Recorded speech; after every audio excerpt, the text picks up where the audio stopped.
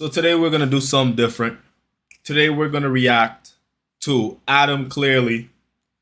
This is one of the channels I like to watch. I always used to like to watch him in 2023 when I was getting back into football. To the latter stages of 2022 as well, you know. And I like to watch Tifo football as well, but Tifo's like they slowed down in the quality.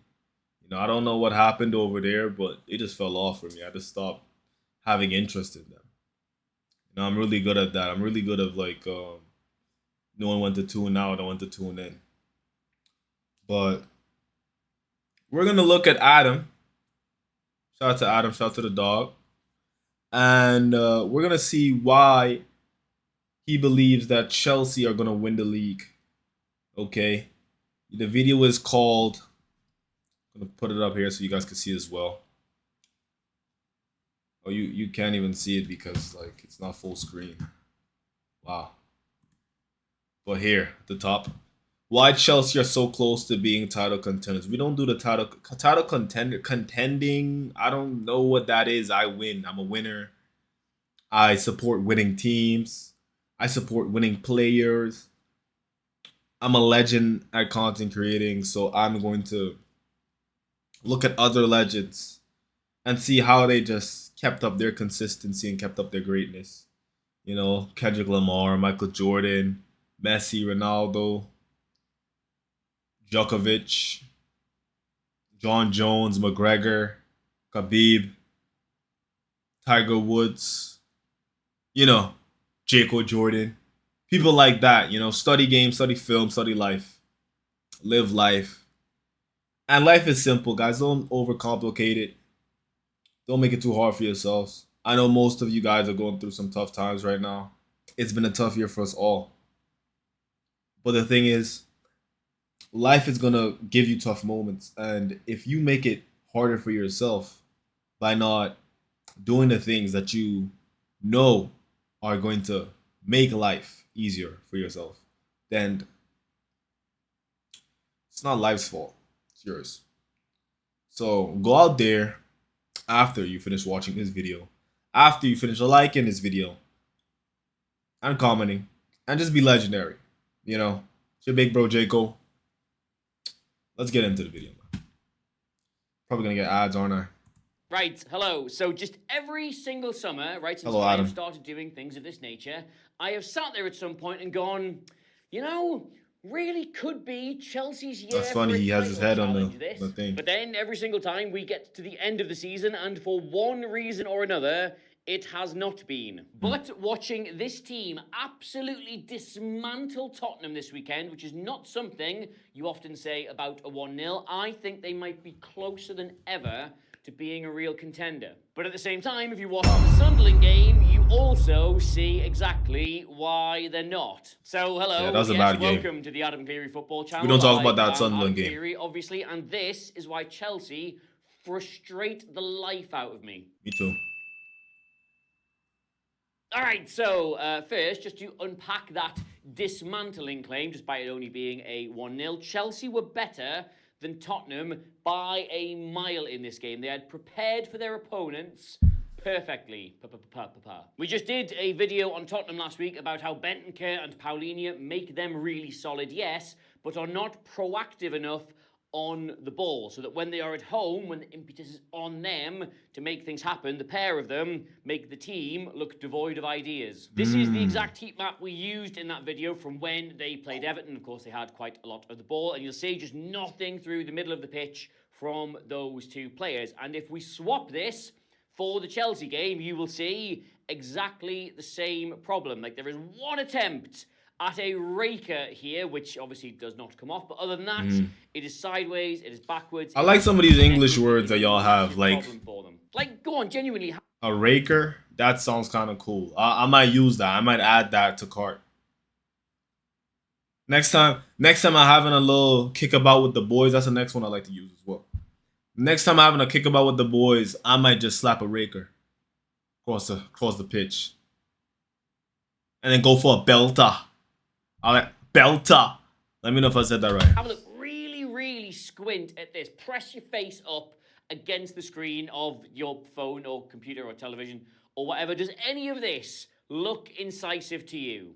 It does not. And so this season, in certain games, Spurs can really struggle to make things because these two can't pass through a block and they can't play through a press. So Chelsea decided to turn up with both of those things. First off, their entire pressing idea was this exact situation, and this is literally 23 seconds into the game. Damn. Man-to-man when Tottenham have the ball at the back, but leaving Kevin Danzo as an option deliberately. Like, Vicario can't go to Van de Ven here. He can't go to the fullbacks. He can't find any of the midfielders.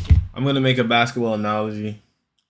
Some of you might not like basketball analogies, but listen, I like multiple sports, okay? Deal with it. This is like when a player can't shoot and they have that corner three and no one is even going to bother, like, you know, help side D. No one's gonna bother giving help side D because it's like, yo, his strength is driving. Why am I gonna give him the space to you know, get his strength off, to take part in his strength? So yeah, it's a little disrespectful. But listen, if this Danzo guy, he has a cool name as well. Danzo's a pretty cool name, I'm not gonna lie. Danzo, learn how to get some rakers, bro. Okay? Get your raking up.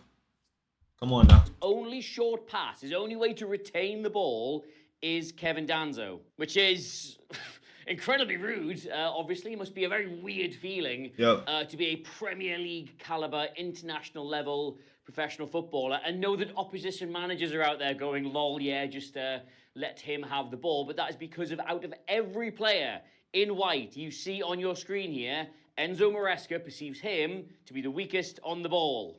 The weakest link. Goodbye.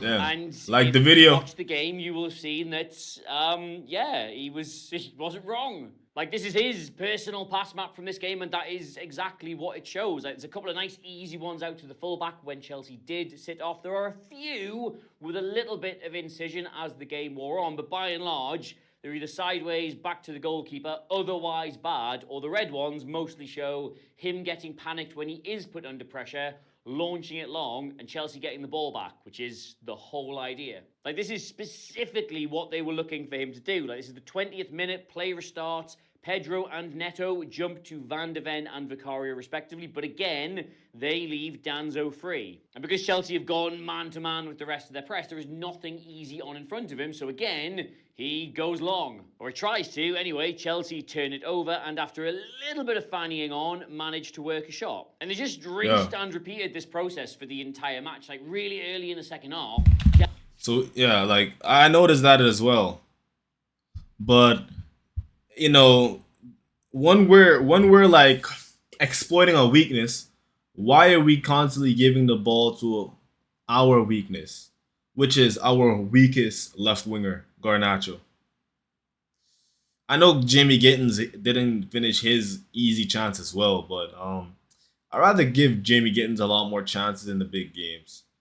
I know the manager is not trying to kill his confidence, but listen, Jamie wants the big moments. He wouldn't have come to Chelsea. He wouldn't have stormed out. Remember when he stormed out of Dortmund's practice facility after we didn't sign him in time for him to be a part of the Club World Cup? I remember that. He stormed out of there fast. He was in the Benz. Let him take his chances, man. Gittins will be all right. Danzo ends up getting booked because of this exact thing. Like, again, pressure on these two, no pressure on Danzo. The ball goes out to him. Then that's when Chelsea rush him. His ball forward, his body tries to make amends, and he ends up stopping a certain attempt on goal, trying to fix it. It was so bad, in fact, that Thomas Frank ends up hooking him after about an hour, which is obviously very unusual for a centre-back.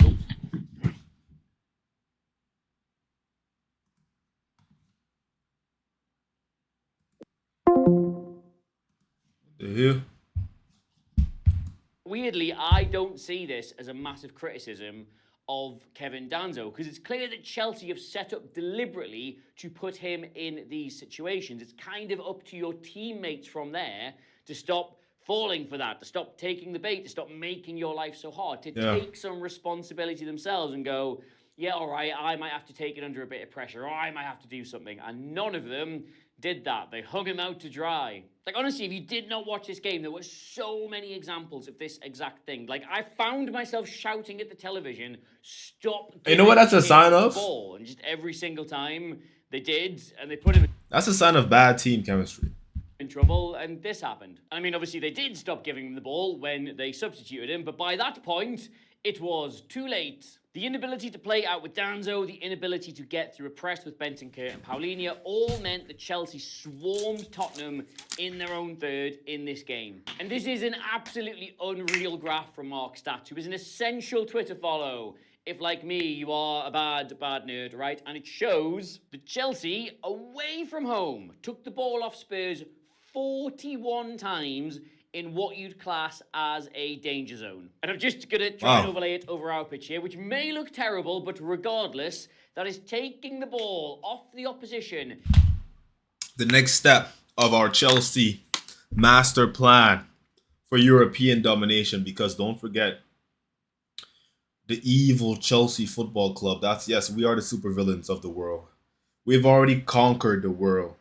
But for some reason, these European scum. I'm trying to Flebites. I'm gonna start making up words. Malagites. Calgalites. It's something with ites. Because y'all are tiny. These guys don't want to accept our Club World Cup trophy as law. So as masters of this world, we will now begin our frontal assault on the European Champions League. You heard it here first. It's coming home. The third one will be here. A little birdie told me that. One of my inside contacts just told me, look, Chelsea's going to make it, bro. And I believe that. I believe that. I believe Chelsea got what it takes. In a good, promising position at their place of business once every, 2 and a bit minutes. That is nuts, right? And Chelsea generated 5 chances purely as a result of doing this. Which, for context, Tottenham generated 3 chances, full stop. That's the end of that sentence. And there's a couple where the goal ends up coming from. Generating 3 chances should be a criminal offense, okay? Bentancur fails to play it forward in the middle of the pitch, which we've discussed, and Chelsea break up really quickly and effectively. Good. But no Palmer, by the way. This actually comes to nothing, and Tottenham get the ball back, but somehow, in the next 5 seconds, Chelsea nibble at them 3 times, nearly win it back twice before Caicedo finally pinches it off the last man. I'm going to be honest. Don't say Chelsea. Say Moises Caicedo. All right, that's the best DM in Europe. A lot of people don't want to admit it yet, but I focus on stats because that's what this whole Chelsea project is being built on. Stats and game experience. Game experience. Not just, oh, he's 30 years old, he must have a lot of experience. No. How much experience do you have at a top flight? Top flight is top 7, I believe, leagues in the world. Top 7, top 8. Brazilian league counts in that. That's why we looked at Esteval. Because his background at Palmeiras. That's also why we were looking at Moises Caicedo before he even came to Brighton. We were looking at him before he even came to Brighton. Go do your research. But I believe that was with the old ownership. I'm not sure. But I know with this new ownership, we're focused on statistics. And Moises Caicedo dominates all of the most important statistics for a defensive midfielder. Same thing with Reece James and his position. And Cucurella and his position. And Cole Palmer and his position. So And now we have João Pedro, Liam Delap. Liam Delap is another strong up-and-coming striker. And I believe having another really good striker as competition for him in João Pedro. Woo! Iron sharpens iron, man. I'm telling people, I believe genuinely that Chelsea is going to become a dynasty. Like this generation that we have here, this is a dynasty in the making. I don't know if it's going to be on the same levels of Man City dominance, where it's just like, whoa, 4 years in a row, could have been 5. Just like finding a way to just come out with the league almost year in, year out, get a treble. I don't know if it's going to be on that same level. I don't know if we're going to turn the Prem into a farmers league, right? But I would love it. I would love to go in bro. You have 6 league titles. I would love to get into double digits with this generation. Go get 4 league titles out of the next 10 or the next 8. That's a successful project build right there, in my opinion. And they get in and score. Spence loses it once, he loses it twice, and just as Neto looks like he's let Tottenham get away with it, Caicedo hounds Simmons and Van de Ven and gets in on goal. And I cannot think of a goal I would be more frustrated to watch my team concede, because you get so many different glaring warnings to not mess about here. By the way, what's Adam's team? If you're a fan of Adam, right? First of all, tell him that I said shout out to him. He seems like a really nice guy.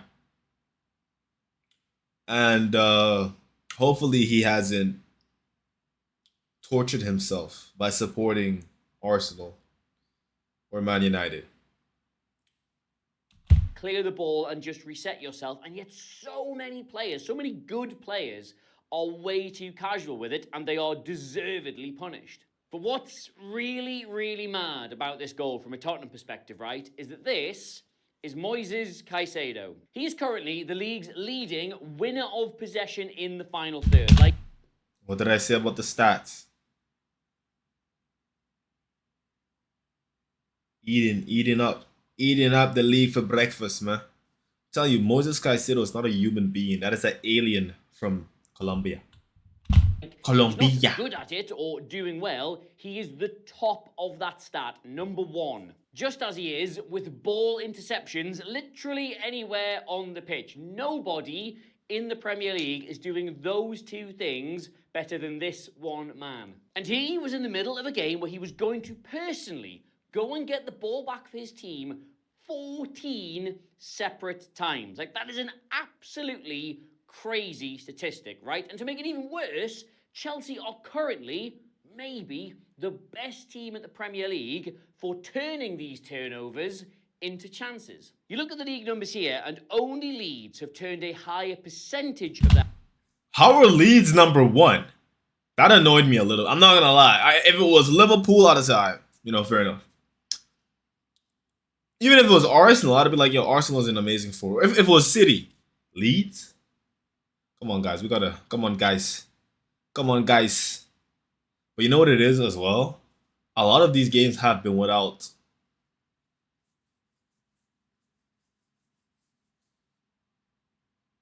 Just wait till he's back.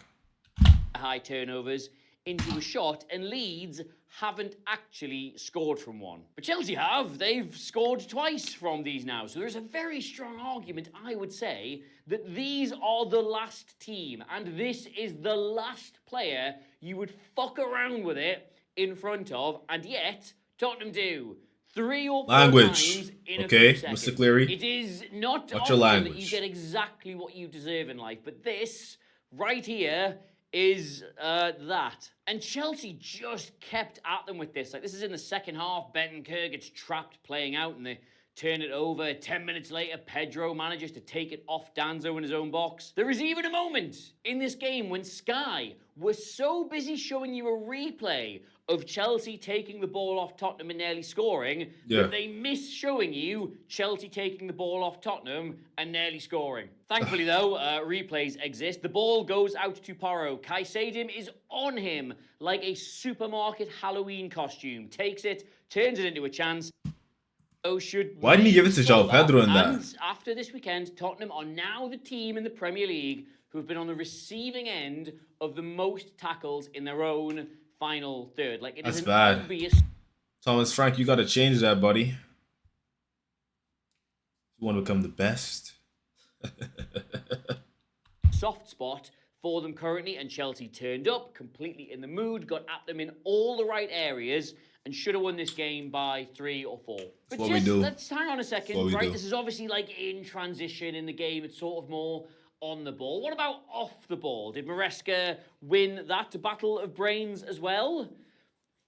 Yes, he did, quite emphatically. Maresca's the best manager in the league. The first couple of seconds, and then lots afterwards. The decision to start Reece James in the middle of the field, like this is the Chelsea starting 11, but this is specifically Reece James's heat map, right? Take a second to absorb all of that. Was really clever. He was absolutely everywhere. He was brilliant on the ball. He did not get bullied at all. He is a brilliant passer of the ball. Like, I'll show you his pass map, and just remember how limp and nothing the Paulinho Bentancur one was, right? This was Reece James. Loads of these are forwards. Loads of them are into the opposition half. Loads of them are... He misplaced 5 passes that whole match. Reece James is a joke, man. I'm sorry. Reece James is just... wow. He's just one of one, that guy. I'm telling you, this guy, legit in my opinion, could be the best right back of all time. Seriously. We got to get this guy a World Cup. He deserves it. He deserves it, man. He genuinely deserves it. We got to get this guy a World Cup. And a Euros. Get him both. Let him win everything in football, man.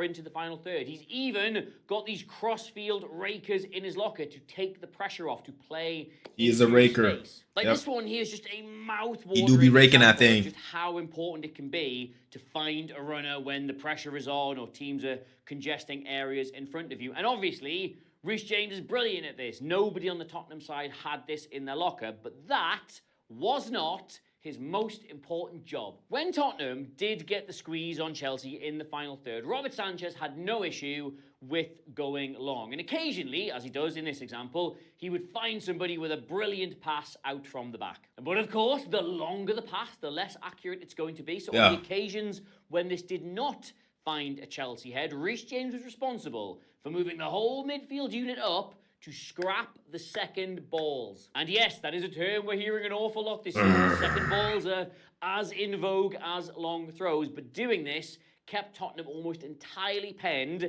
in their own third, stopped them playing out, and as we know, that's a scary sight, man. Best part of the pitch. Reece James running at you. That's a unit. Reece James is a unit. All right? Take the ball off them. So it's all part of one very well put together plan. Like, these are all of Reece James's defensive contributions in this match, and you will note the vast majority of them take place in Tottenham's own half. His being in the midfield rather than the defense is such like a mentality switch. Like, yo, I'm gonna be honest with you. I really like these stats, and I like that we're getting it against Tottenham, but I want these type of stats against Barcelona. So the whole world has no choice but to just look at Chelsea, admire greatness, okay? For Chelsea, like, it forces them up the pitch. It makes them defend so much more aggressively and so much more proactively. There's just so many examples of him dominating some area of the game, either with the ball or without the ball. And honestly, I love Reece James. Like, if he was capable of playing 50 games a season, I honestly think we would talk about him as one of the best players in the world. He's got... Adam, he has been very healthy. So, I understand your worry, because he was worrying me. I remember when I started watching, it was late. I was watching in early 2022, late 2022, around that time. And also, I watched us in the Champions League in 2023 when we were having such a god-awful season. I was so worried about this club. And he got injured multiple times in that season. I was just like, man, I just pray that this guy just can stay fit. And he's been doing that for the past year. He has had some scares, but He's been getting there, and I have to say, this is why I say, Maresca is really good at that. Like, even though it really frustrates me at times that Maresca sits out the players so much that I want to see play. I do know once the Chelsea engine is up and firing, and especially this transfer market, this summer window, now that we have a new head sporting director, head of transfers, man, I hope they have a really good transfer market because this could be scary, bro. We could turn into an absolute nightmare team to face. Everything. So then, this is brilliant, isn't it? Whichever one of the graphs you want to look at again, like this, is really good. To be a team capable of turning up in a game like this, it's a derby, you're away, you're playing a team who could potentially go second, and you've gotten every single part of your game plan absolutely spot on, and you have executed it from front to back perfectly, right? That's brilliant. So why then are you getting beat at home off Sunderland? Why did they give away a terrible equaliser against Brentford? Why are the results...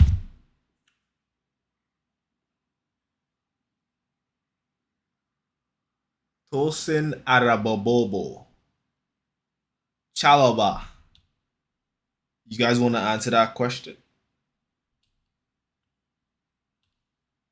Okay.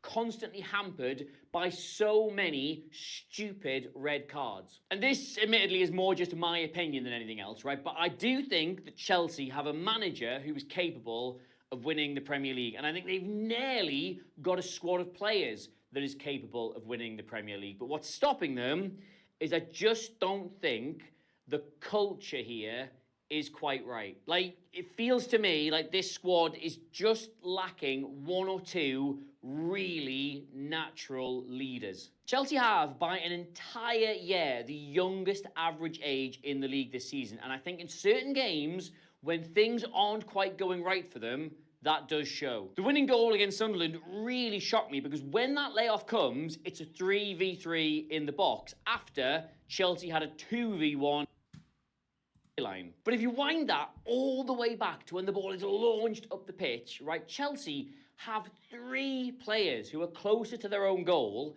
than either of the 2 Sunderland players who managed to get up. Inexperience tells you that this 2v1 is just something the defenders will manage and you can wait back here so you can focus on the fun stuff like scoring and being the hero. But I think what experience would tell you is that, like, shit, yeah, obviously it's bad if we draw this 1-1, but I better bust my arse to get back to make sure we don't go and lose the thing. Like, make the run, track the man, haul somebody down, take the yellow card, like, actually think about the situation. And experience would also tell you not to get 2 really stupid yellow cards when you're just back from injury, or not to get a red in the very last minute of a game you have won at a canter. So if somebody somewhere within this group can step into that role, can take responsibility for the leadership of the group on the pitch, I think this immediately becomes a much more consistent football team, which is obviously very important because right now consistency is the one thing stopping them actually challenging for a title, I think. But as ever, that is just what I think, and I'd be much more interested in your opinion, dear Chelsea fan, because you watch these buggers a lot more than I do, so please let me know in the comments. Don't call my team buggers, okay? They're not no buggers. Okay, they're like women. Down below, what do you think is holding them back? Can they still do it this season? Are things just clicking into place? Or thoughts or feelings? Poetry, verse, the true songs of your heart. I like to read them all. Please do get them down below. In the meantime, if you have not already subscribed to us here at ACFC, then please consider doing that, because more than anything in the whole world, for Christmas, and you're allowed to start talking about Christmas now, I would like to hit the magic 200,000 subscribers. And you could You heard be the a part man. of that, which would make me... You heard the man. Everyone who's watching this video, you know who Adam Cleary is. Go help him hit 200K. Tell him that Jaco Jordan sent you. Okay, tell him that the HYDRAA family sends their regards, their blessings. Also, I am trying to hit 1 million subscribers. So, you see where we're at on the subscriber count. I don't know, a couple hundred. We're going to need a couple viral videos. So, You know what you got to do. Share this to your friends. If you know someone that can put my video up on a billboard, that can run a whole giant marketing scheme, let me know. If you're connected with enlightened people on this whole YouTube industry thing, let me know. If you know people at Barstool Sports that would love to sponsor a streamer, let me know. Okay. Shout out to all of the people who have been supporting so far. And like I said, don't beat yourself up too much. Don't stress to impress. Be yourself, okay? Jordan's out. Love yourself.